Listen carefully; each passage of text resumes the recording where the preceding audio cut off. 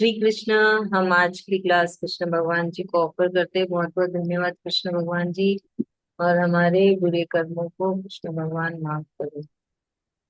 हम हैं अभी चैप्टर 18, श्लोका 11, जहाँ पे अब कृष्ण भगवान जी बता रहे हैं कि त्याग का असल मीनिंग क्या है। कृष्ण भगवान जी के हिसाब से क्या चीज का मनुष्य को त्याग करना है ना, क्या चीज का त्याग होता है, क्योंकि अब मनुष्य ने शरीर धारण कर रखा है। तो ये शरीर में त्याग करना बहुत मुश्किल है, बहुत ही ज्यादा मुश्किल है ना। मनुष्य तो सबसे ज्यादा लालची इंसान, अपने स्वार्थ के लिए सब कुछ नष्ट कर रहा है इस धरती में। बाकी के सारे दूसरे जीव को नष्ट करते जा रहे, बस अपनी सुविधा के लिए। हम सबको मालूम है वो सब, हमने कितने पेड़ों को काट दिया, ऐसे कैसे जंगलों को काट दिया, और भी बहुत कुछ चीजें हैं। हमारे वो 5G 4G के वजह से सारे पक्षियों को बहुत नुकसान पहुंच रहा है। अगर आप लोगों ने मूवी देखी हो, अक्षय कुमार ने बनाई थी थोड़े साल पहले, मुझे उसका नाम याद नहीं है। उसमें बताया था कि कैसे हमारा जो हम लोग इंटरनेट यूज कर रहे हैं उसके वजह से सारे पक्षियों को कितना नुकसान हो रहा है। हमको उसका, हम लोग आम इंसान को तो पता ही नहीं है। तो वैसे ही पानी को प्रदूषित कर रहे हैं सारे केमिकल्स फैक्ट्रीज से जाके। और भी बहुत कुछ है, लोग ऐसे ही कचरा फेंक देते हैं रोड में, सड़क में। तो कृष्ण भगवान को भी पता है कि ये जो शरीर धारण वाला जो जीव है, उसके लिए त्याग कितना मुश्किल है ना, बहुत मुश्किल है त्याग। तो यहाँ पे कृष्ण भगवान जी बता रहे हैं सात्विक त्याग, जिस त्याग से हम कोई नए कर्म नहीं बांधेंगे, हमारे कोई नए कर्म नहीं बंधेंगे, और उससे क्या होगा, मोक्ष मिलेगा, कृष्ण भगवान जी की प्राप्ति होगी। तो यहाँ पे कृष्ण भगवान जी कह रहे हैं कि ये जो देहधारी पुरुष है उसके लिए कर्मों का त्याग करना बहुत ही मुश्किल, बहुत स्वाभाविक है ना। कुछ किए बिना मनुष्य नहीं रह सकता, कुछ ना कुछ तो करना ही है।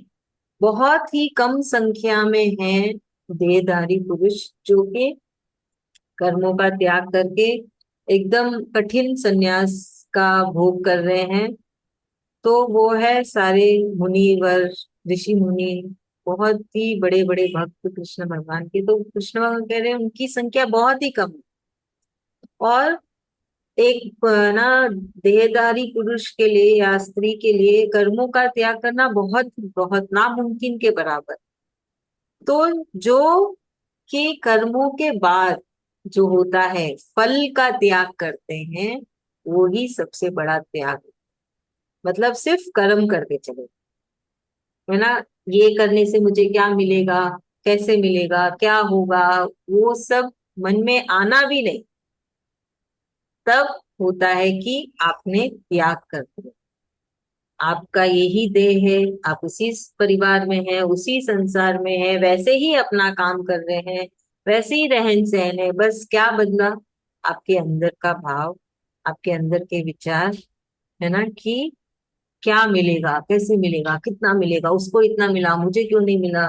ये सब होता है ना, ये सिर्फ सांसारिक चीजें। कृष्ण भगवान जी कहते हैं जो भी मनुष्य उसका त्याग किया, वो ही नए कर्म नहीं बांध रहा, उसके कोई भी नए कर्म नहीं बंध रहे हैं। और भी होता है ना, बहुत सारे मनुष्य को होता है इस देह पे बड़ा अभिमान। तो भगवान जी बोल रहे हैं कि वो जो अभिमान का त्याग करते, मतलब वो जो मुनिवर होते हैं, ऐसे भी भक्त हैं जिनका इस देह का आभास भी नहीं होता उनको। वो तो बहुत बड़े त्यागी मुनि, बहुत बड़े भक्त हैं, मतलब वो इतना ध्यान में लगे कि उनको देह का भी आभास नहीं होता। वो अलग त्यागी हैं, वो तो बहुत ही बड़े त्यागी हैं। फिर दूसरे त्यागी कृष्ण भगवान जी कह रहे जिनको इस देह का अभिमान नहीं। बहुत जन है ना, उनको देह का अभिमान होता है, हाँ मुझे इतना सुंदर मिला है शरीर, कुछ भी, मेरा इतना अच्छा है सब कुछ, किसी भी रूप में अभिमान हो सकता है। तो भगवान जी बोल रहे हैं उनका तो कुछ भी नहीं हो सकता। वो इतने नए नए कर्म बांधते चले जा रहे हैं कि उनको आभास भी नहीं है। पर जो मनुष्य ने वो सारा अभिमान का त्याग कर दिया, वो सबसे बड़ा त्याग। तो हमको ऐसे ही रहना कि हमारा, हम जो भी है सब कृष्ण भगवान जी की मर्जी से, उनकी कृपा से, उनके आशीर्वाद से। आप समझ रहे हैं?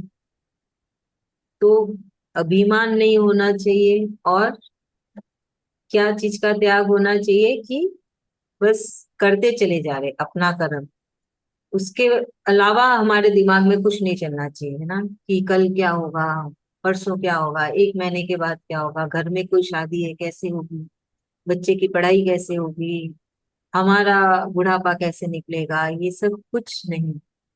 कोई विचार नहीं, कोई भाव नहीं, बस कृष्ण कृष्ण कृष्ण, कर्म करते जा रहे हैं और कृष्ण कृष्ण करते जा रहे हैं। तो भगवान जी, कृष्ण भगवान यही बोल रहे हैं कि त्याग, है ना, कर्म योग। तो ना कर्म का ये त्याग नहीं करना है, हमें त्याग करना है फल का, इच्छाओं का, और वो क्या बोलते हैं, उम्मीदों का। सारी फसाद की जड़ तो उम्मीद ही है ना, कि ये उम्मीद वो उम्मीद से सब कुछ खराब हो जाता है। तो बस इतना ही बोला है कृष्ण भगवान ने इस श्लोका में।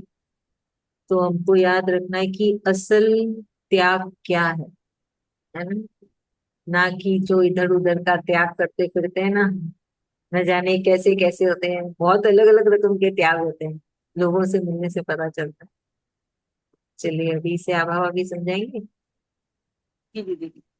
जय श्री कृष्ण। इस श्लोक में भगवान हमें कृष्ण भगवान अर्जुन के माध्यम से हमें ये समझा रहे हैं कि हमें क्या चीज का त्याग करना है, कैसा कैसा त्याग करना है हमें।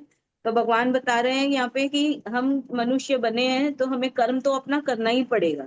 कर्म करने के लिए ही आए हैं हम यहाँ, क्योंकि ये कर्म भूमि ही है। तो कर्मों से तो हम वंचित नहीं रह सकते हैं। तो हमें इसमें क्या त्याग करना है?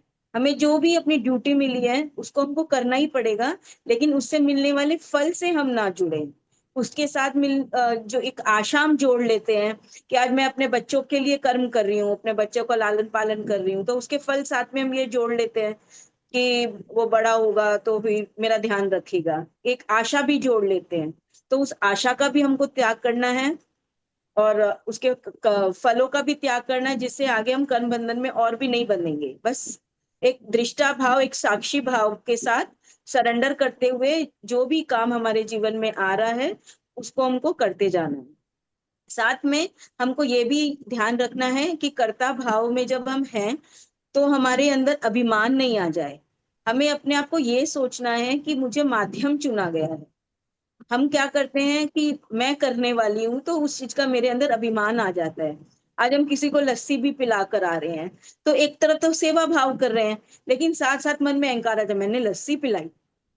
तो वो एक छोटा छोटा एग्जाम्पल्स है ये, जो हम लोग रोजमर्रा की जिंदगी में ऐसे हमको लगता है मेरे अंदर तो कोई अभिमान है ही नहीं। हम इतने दिनों से गीता पाठ कर रहे हैं, ये प्रवचन सुन रहे हैं, स्वाध्याय कर रहे हैं, तो हमको लग रहा है कि आई ओपनर हो गया है हमारे लिए।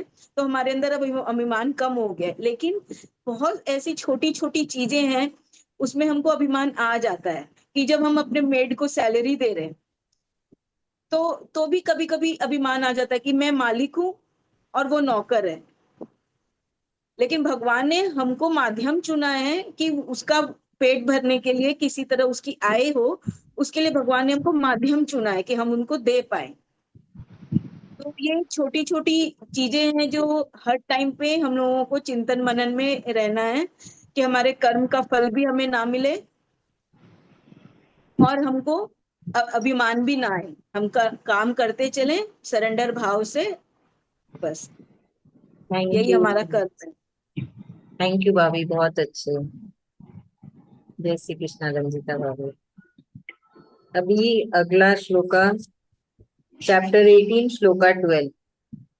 यहाँ पे कृष्ण भगवान जी और विस्तार में बता रहे हैं इसी टॉपिक पे कि असल त्याग क्या है। तो बोल रहे हैं कि जो हम कर्म करते हैं उसकी जो फल की आशा होती है उसका त्याग करना ही सबसे उत्तम त्याग है, सात्विक त्याग है, वही सबसे बड़ा संन्यास है।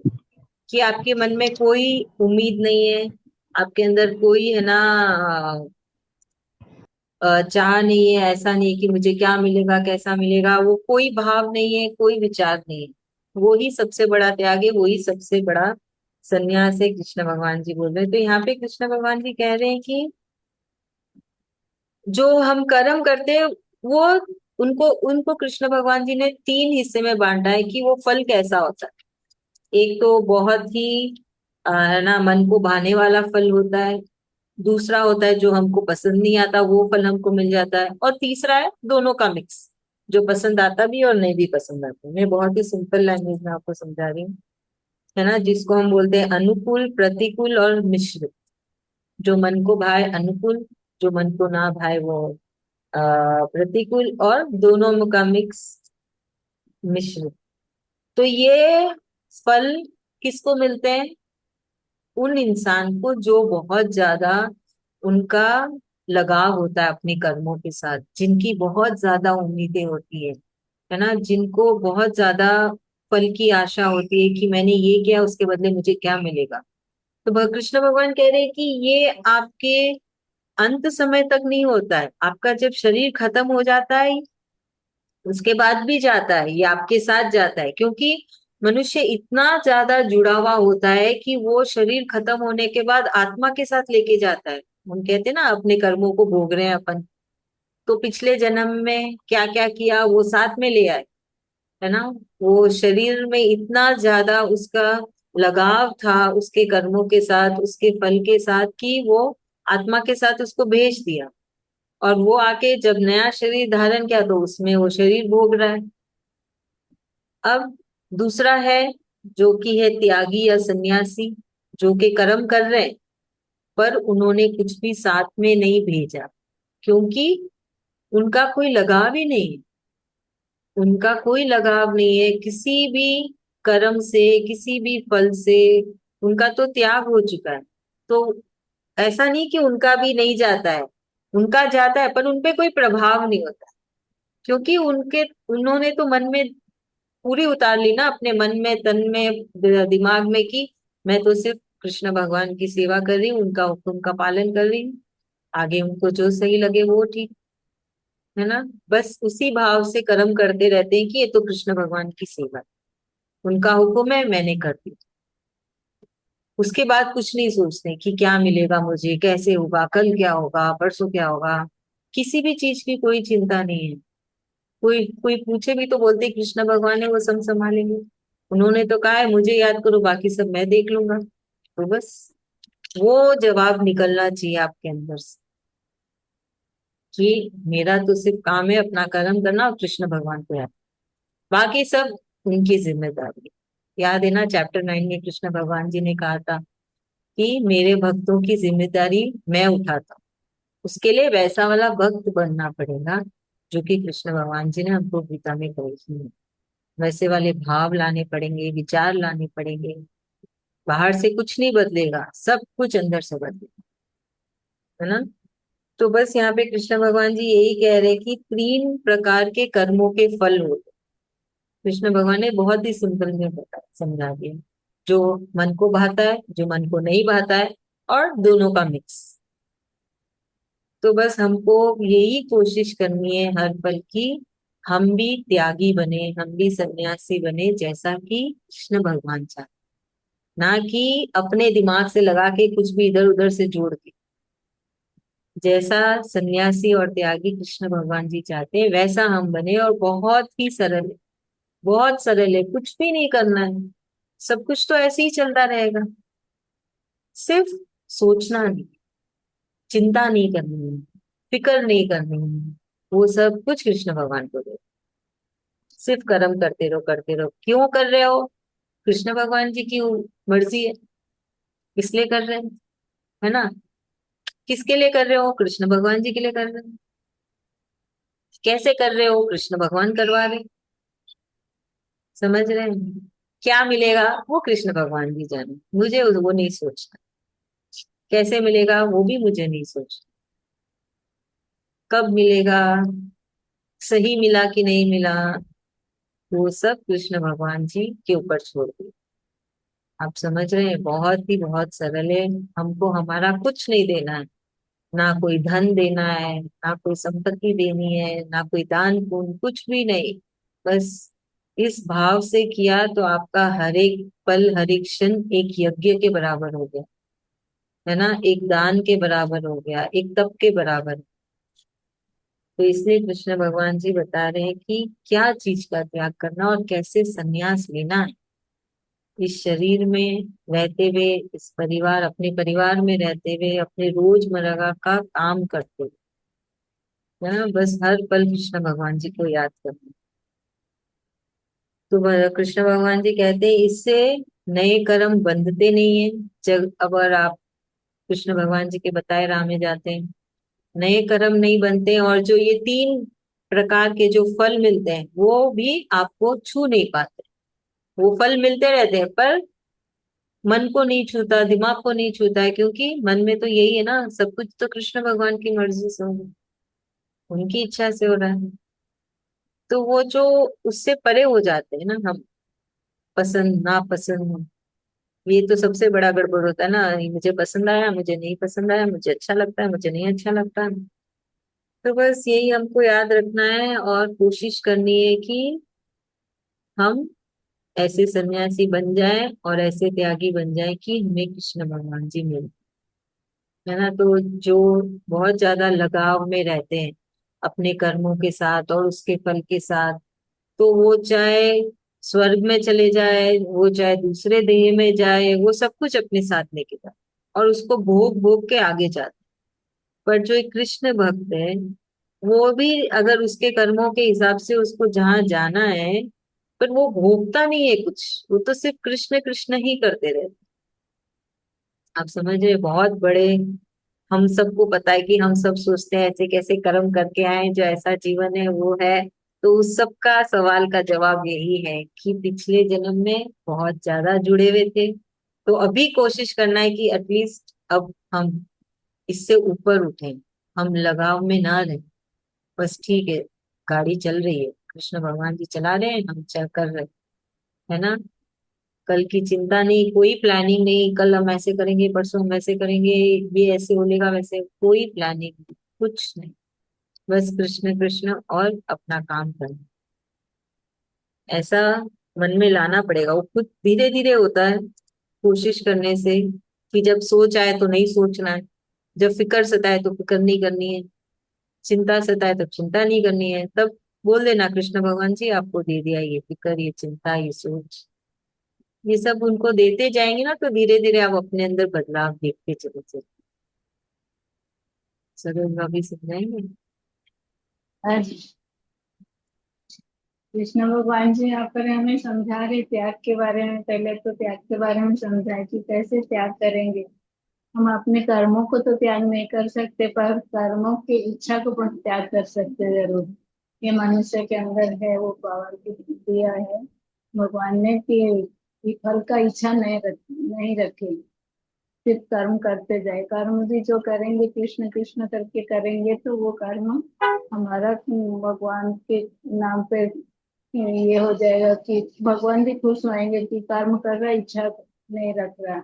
और त्याग इसी को ही कहते, बोले वो सही मनुष्य होता है कि जो त्याग कर देता फल का, इच्छा नहीं रखता, वो सिर्फ कर्म करता है। और यहाँ पर बता रहे कि तीन लक्षण का है ये स्वभाव यहाँ पर मनुष्य का, अनुकूल, प्रतिकूल और मिश्रित। ये तीन भाव आता है मनुष्य के अंदर। जो अनुकूलता के समय पर वो खुश होता है, प्रतिकूलता समय पर दुख हो जाता है, और मिश्रित भाव भी रहता है कि ऐसे भी मिलता है वैसे भी मिलता है। कर्म जो करता है प्रतिकूल के हिसाब से भी कितने इंसान है, मतलब वैसे कर्म करते कि हम फल का इच्छा रखते, कोई ना मिलने से फल वो भी प्रतिकूलता में होता है तो उनको दुख लग जाता है। मनुष्य दुख सुख परे हो जाते हैं, और जो समभाव में रहता है उसको दुख सुख लगता नहीं है। वो जो मिला तो ठीक है, नहीं मिला वो अपना सिर्फ काम पर फोकस करता है, अपना काम करता है, रोजमर्रा का काम करता है। मनुष्य जैसे काम करेगा वैसे उनके साथ भी वो चला जाता है, बता रहे हैं। जीवन जब आत्मा निकल जाती है शरीर से तो वो कर्म भी साथ में बनता हुआ चला जाता है। कैसे कि जो मनुष्य सिर्फ फल का इच्छा रखता है तो उसके साथ वैसे कर्म और बनते रहते हैं, वो साथ में चला जाता है, फिर दूसरा जन्म लेता है तो वैसे उसको भोगना पड़ता है। और दूसरा मनुष्य है एक प्रकार का, जो कि वो कर्म तो करता है पर सिर्फ कृष्ण कृपा से हो रहा है, कृष्ण की सेवा कर रहे हैं हम, कृष्ण कृष्ण करता रहता है। तो उसका भी आत्मा जब जाता है साथ लेके जाता है, पर दूसरा जब जन्म मिलता है उसको, वो उसको भोगना नहीं पड़ता और ऊंचा जन्म मिलता है, कुछ अच्छा घर में जन्म मिलता है उसको। तो हमेशा इसीलिए भगवान हमें समझा रहे कि फल का इच्छा मत रखो, सिर्फ भाव प्रकट करो, भाव से ही भगवान मिलते हैं अपने को। और हमारा भाव अच्छा रहेगा, सच्चा रहेगा, तो भगवान हमें सब कुछ देने के लिए तैयार है, मुख्य मिल जाएगा हमें। भगवान बार बार ये समझा रहे कि मतलब जमा भी फल का इच्छा मत रखो, सिर्फ कर्म करो। कैसा कर्म कि मतलब किसी का दुख में, किसी को दुख ना दो, अपने मन इंद्रिय को काबू में रख के सब अपना काम करो, जैसे कि सात्विक गुण वाले का लक्षण होता है वैसे ही कर्म करना हमें, सिर्फ अपना कर्म करना, फल का इच्छा नहीं रखना। जब कोई चीज का ये नहीं रखना, वही मनुष्य को समझा रहे, हमें समझा रहे भगवान जी बार बार कि फल का इच्छा त्याग दो। यही समझ। थैंक यू अभी, बहुत अच्छे, धन्यवाद। अब अगला श्लोका।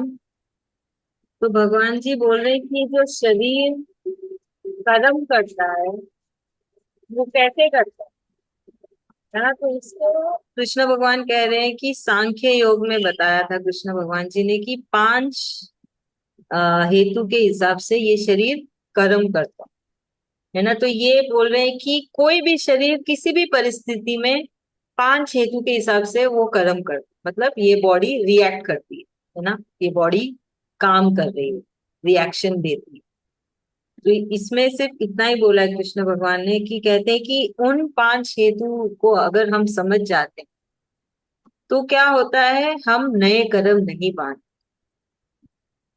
दो चीजें, एक तो शरीर उस 5 हेतु के हिसाब से चल रहा है, और अगर आपको नए कर्म नहीं बांधने, पुरानों को भी मिटाना है, तो उन 5 हेतु को समझना है, सात्विक गुण में हमेशा रहना है ना। तो कृष्ण भगवान जी कहते हैं, कोई भी मनुष्य में हो, किसी भी परिस्थिति में हो, किसी भी काल में, वो 5 हेतु के हिसाब से ही वो शरीर काम, और वो है सांख्य योग। तो ये इतना ही है ये श्लोका, जो कि है 13। अब 14 में कृष्ण भगवान जी बता रहे हैं कि वो 5 हेतु क्या है। एक तो शरीर, फिर शरीर के अंदर जो आत्मा, फिर जो हमारी इंद्रियां, और वो जो ये जो शरीर है ना, जो एफर्ट लेता है काम करने के लिए वो, और फिर हमारे ऊपर जो दिव्य आशीर्वाद होता है।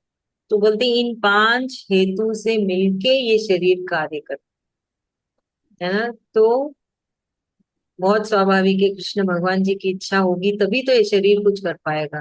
कृष्ण भगवान जी की इच्छा है तभी हम गीता क्लास कर पा रहे, कृष्ण भगवान जी की इच्छा है तभी हम बैठ पा रहे, सुन पा रहे, समझ पा रहे। उन्होंने इतनी शक्ति दी इस शरीर, इसलिए दिव्य आशीर्वाद बहुत जरूरी है कुछ भी करने के लिए। अभी सचिन तेंदुलकर कैसे, उसके ऊपर कृष्ण भगवान जी की अपार आशीर्वाद है ना।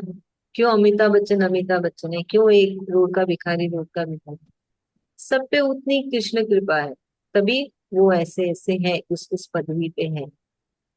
आप समझ रहे हैं। तो कृष्ण भगवान जी कह रहे हैं कि जो भी कर्म ये शरीर करता है, इस 5 हेतु के हिसाब से ही करता है ना। हमारे आसपास की प्रकृति, वो हमसे वो कार्य करवाती है। तो अगर आप सबको याद होगा, ये सारी बातें सांख्य युग में आई थी, कृष्ण भगवान जी ने इसके बारे में एकदम विस्तार में बताया। तो यहाँ पे अभी हमको फिर से याद दिला रहे कृष्ण भगवान जी की कैसे ये सब हमारे कर्मों को, कर्मों पे प्रभाव डालते, कैसे ये सारे 5 हेतु हमसे कर्म करवाते हैं, है ना। तो ये है कृष्ण भगवान जी कह रहे हैं श्लोका में श्लोका 14 में तो हमको हमेशा याद रखना है कि जो हो रहा है वो कैसे हो रहा है। बहुत सवाल होते ना मन में, क्यों हो रहा है, कैसे हो रहा है, मन को तो ये पसंद नहीं है, समझ में नहीं आ रहा है। एक तो पिछले जन्मों के कर्मों से आया, दूसरा ये पांच हेतु, हमारी अभी की जो परिस्थिति है, अभी का जो समय है, अभी का जो काल है, फिर हमारी जो इंद्रियां हैं, चाह होता है ना, फिर हम कितना उसके ऊपर अपनी कोशिश डाल रहे हैं उस कर्म को करने की, और कितनी हमारे पे कृष्ण भगवान जी की कृपा। क्यों एक बच्चा इतना होशियार होता है और क्यों एक बच्चा एकदम टफर होता है। सेम क्लास में होते हैं 20 बच्चे, एक बहुत ही होशियार, एक बहुत ही टफर है, सेम टीचर वही चीज पढ़ा रही है। ऐसा तो नहीं है होशियार बच्चे को अलग से पढ़ा दिया, टफर को पढ़ाया ही नहीं। बस उसके कर्म, उसके ऊपर कितनी कृष्ण कृपा है, वो कितना अपना खुद का कोशिश डाल रहा है समझने के लिए। कहाँ पे उसकी इंद्रियां हैं। जो होशियार बच्चा है पूरा क्लास में है, पूरा सुन रहा है, जो डफर है वो मैम की बात सुनता ही नहीं, उधर उधर देख रहा है बैठ के, है ना। तो ये सब चीजें कृष्ण भगवान जी समझा रहे हैं कि कैसे ये सब होता है ना, कि एक शरीर कैसे काम करता है, क्यों करता है, किस लिए कर रहा है। ये सारी बहुत सारी चीजें मिलके एक शरीर वापस से रिएक्शन देता है। तो हम देखेंगे तो कृष्ण भगवान जी की जो गणित है, कृष्ण भगवान जी का तो खाता जो मेंटेन करते हैं, उनके जितना अव्वल कोई नहीं हो सकता। इतने सारे मनुष्य, उन सब का लेखा जोखा रखना, कौन सा कर्म कैसे चुकाना है, कितना चुकाना है, कितना माफ करना है, कितना बड़ा काम होता है। पर कहीं भी चूक नहीं होती, एकदम परफेक्ट चल। तो बस यही है, कृष्ण भगवान जी यही हमको समझा रहे हैं कि क्यों होता है, कैसे होता है, क्या हो रहा है। इन सब के सवाल इसमें है ना, इसको हमको स्वीकारना है। सुन तो आप रहे, समझ भी रहे, उसको स्वीकारना भी है ना। प्रेम से स्वीकारना है और कृष्ण कृष्ण करते चलते। वही कृष्ण भगवान जी समझा रहे हमको। चलिए इससे रक्षा आंटी समझेंगे। हम्म, जय श्री कृष्ण। जय श्री कृष्ण। कृष्ण भगवान जी ये सब श्लोका में समझा रहे हैं कि कर्म करने चाहिए और का कर्म करते रहना चाहिए, किसी फल का इच्छा नहीं करना चाहिए, और त्याग जो है वो किसी चीज का नहीं करना चाहिए। लेकिन जो हमने कृष्ण भगवान जी ने समझाया था कि किसी फल की आशा नहीं करना चाहिए, किसी का बुरा नहीं सोचना चाहिए, इसी चीजों का त्याग करना चाहिए। और ये अपना जो शरीर है वो किस तरह का से चलता है वो तो भगवान जी बताते हैं कि अपना शरीर है जो पांच हेतु है उस हिसाब से चलता है, और उसी हिसाब से आजू बाजू की अपनी जो परिस्थिति है, जो हम जो कर्म कर रहे हैं, वो कर्म करते समय हमारा जो भाव है उस हिसाब से वो रिएक्ट करता है।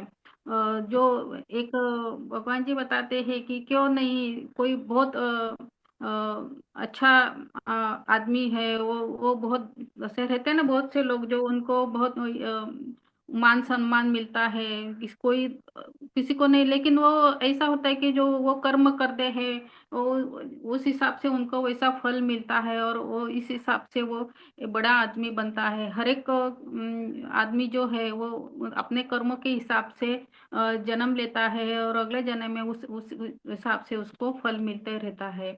इसीलिए जो अपन जो हम जो सोचते हैं, हम जो करते हैं, वो सब हमने ऐसा समझना चाहिए कि ये जो हम जो कर रहे हैं, भगवान जी ने हमें जो सिखाया है उस हिसाब से चलना चाहिए। और जो भी हम कर्म करते हैं वो भगवान जी को अर्पण करते जाना। हमें ऐसा नहीं सोचना चाहिए कि हम हमें क्यों करें, हम उसको करने के बाद हमें क्या फल मिलेगा। जो भी करवा रहे हैं वो कृष्ण भगवान जी करवा रहे हैं, और ऐसा सोच के चलना चाहिए।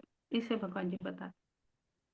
Thank you aunty, thank you so much, बहुत अच्छे। अभी हम आज की श्लोका कर लेते हैं। आज हमने किया चैप्टर 18 श्लोका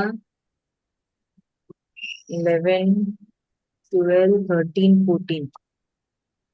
रंजीता भाभी आप पढ़ लेंगे? अनम्यूट करिएगा।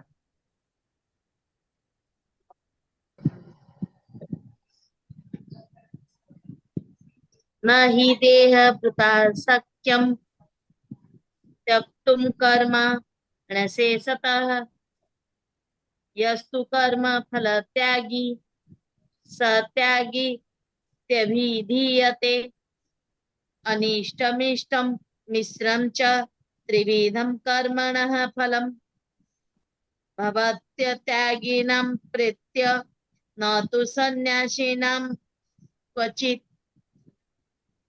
पञ्चैतानि महाबाहो कारणानि निबोध मे सांख्ये कृतान्ते प्रोक्तानि सिद्धये सर्वकर्मणाम् अधिष्ठानं तथा कर्ता कारणं च पृथग्विधम् विविधाश्च पृथक् चेष्टा दैवं चैवात्र पंचमम्। बहुत अच्छे, बहुत अच्छा चैंटिंग किया रंजीता भाभी आपने, बहुत बहुत धन्यवाद। अभी रंजीता भाभी बोलेंगे पूरे क्लास का समरी, आज जितना आपने सुना। आज मैं जितना सुनी आज, मतलब मनुष्य कुछ भी करता है उसका फल का आशा रखता है।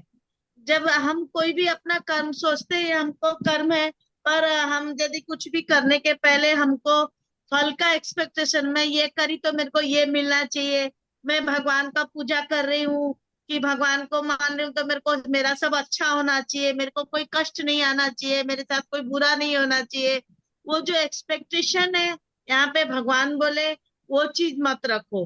तुम अपना कर्म करते चलो, वो फल तुमको अच्छा भी मिल सकता है, बुरा भी मिल सकता है, कुछ भी मिल सकता है। पर यदि तुम एक्सपेक्टेशन और ये नहीं रखोगे तो वो तुम्हारा कर्म बंधेगा नहीं। तुम बस कर्म करते चलो और कृष्ण कृष्ण, भगवान मेरे को ये दिए हैं करने के लिए, बस मेरे को करना है, बस इतना ही रखना है मन में। और फल की आशा और अच्छा बुरा वो नहीं रखना है मन में। मन में कोई भी चीज का, यही मेरे को ये पूरा मैं जितना सुनी मेरे को उसमें यही समझ। थैंक यू भाभी, थैंक यू सो मच, बहुत अच्छा। तो हमको ये सारी चीजें याद रखनी है जो कृष्ण भगवान ने कही है ना, कि आशा, फल की आशा ना रहे बस। और जो भी हो रहा है वो बहुत सारे, है ना, क्या बोलते हैं, तत्व के हिसाब से हो रहा है, हेतु के हिसाब से हो रहा है, एक ही चीज नहीं है, बहुत कुछ है। तो इतना सब तो हम समझ ही नहीं सकते हैं। तो सबसे आसान है कृष्ण कृष्ण करिए, उनसे मदद मांगिए। जब मन उदास हो, खराब हो, तो माफी मांग लीजिए। जब मन खुश हो तो धन्यवाद कर लीजिए। सबसे बड़ा आसान तरीका है। तो जरूर धन्यवाद करना, गोल्डन वर्ड्स जिसे कहा जाता है, थैंक यू एंड सॉरी। तो ये कृष्ण भगवान जी के साथ भी लागू होता है। हमें भी उन्हें धन्यवाद कहना चाहिए। हम इतने अच्छे काल में हैं, सब कुछ कितना अच्छा है। हम वो क्यों देखें कि क्या बुरा है, हम यही देखें ना हमारे पास कितनी सारी चीजें अच्छी अच्छी चल रही है हमारे साथ, है ना। तो बहुत अच्छा समय है और बहुत अच्छा भी है सब कुछ। तो बस हमेशा धन्यवाद करिए और सिखाइए भी अपने आसपास में। जब भी किसी से बात करें, अगर कोई बोले कि अच्छा, बहुत अच्छा हुआ मेरे साथ, तो बोलना आपने धन्यवाद कहा कृष्ण भगवान को। जब कोई बोले कि बहुत बुरा हुआ, मन खराब हो गया, ऐसे कुछ भी, तो बोलिए आपने सॉरी कहा कृष्ण भगवान। इससे कर्म कटते हैं। कर्म काटने के बहुत सारे सरल सरल उपाय, ये सब एक एक, ऐसा नहीं एक ही करने से होगा, बहुत सारी चीजें करनी पड़ती है। और ऐसा नहीं हटके करना है, अलग से 1 घंटा भगवान के सामने बैठना है, कुछ नहीं करना है। बस जैसे दिन चलता रहता है उसके साथ साथ थोड़ा थोड़ा, है ना, माफी मांगा, धन्यवाद का, बहुत आसान है, 1 सेकंड लगता है बस। कृष्ण भगवान को याद किया, वो भी 1 सेकंड लगता है, घूमते हर बार में इनको याद कर लो। श्लोका की चैंटिंग कर ली, अभी तो आप सब इतना अच्छा चैंटिंग करते हैं, धन्यवाद है कृष्ण भगवान जी का। सब एकदम मस्त चैंटिंग करने लगे हैं। बस ऐसे ही चैंटिंग करते रहिए जब भी फ्री हो। खोला, एक चैप्टर पढ़ने में मुझे नहीं लगता किसी को भी 5 मिनट से ज्यादा लगता होगा, सब फटाफट पढ़ लेते हैं। तो बस ऐसे ही हमको थोड़ा करके ना कृष्ण भगवान के बताए राह में जाओ। थोड़ा स्क्रीन टाइम कम कर लिया, थोड़ा गपशप कम कर लिया, थोड़ा इधर उधर की बातें कम कर ली, अपना कर्म करते करते थोड़ा थोड़ा करके कृष्ण भगवान के राह में थोड़ा थोड़ा करके आगे जाते गए। अगर आप आज एक चैप्टर पढ़े तो कल 2 पढ़ने का मन करेगा तो 10 मिनट आपने वहां दे दी, कल 3 पढ़ने का मन करेगा 15 मिनट दे दी कृष्ण भगवान को। तो ऐसे थोड़ा थोड़ा करके हमें कृष्ण भगवान के राह में जाना है। अभी हमारी क्लास खत्म हो जाएगी। आपका बहुत बहुत धन्यवाद, कृष्ण भगवान जी का धन्यवाद। जी, आपका भी धन्यवाद। जय श्री कृष्णा, सभी को बहुत अच्छा लगा। जय श्री कृष्ण जी। जय श्री कृष्णा। जय श्री कृष्ण। जय श्री कृष्णा। धन्यवाद सबका। धन्यवाद कृष्ण भगवान जी का। माफ करे कृष्ण भगवान हम सबको। जय जय श्री कृष्ण।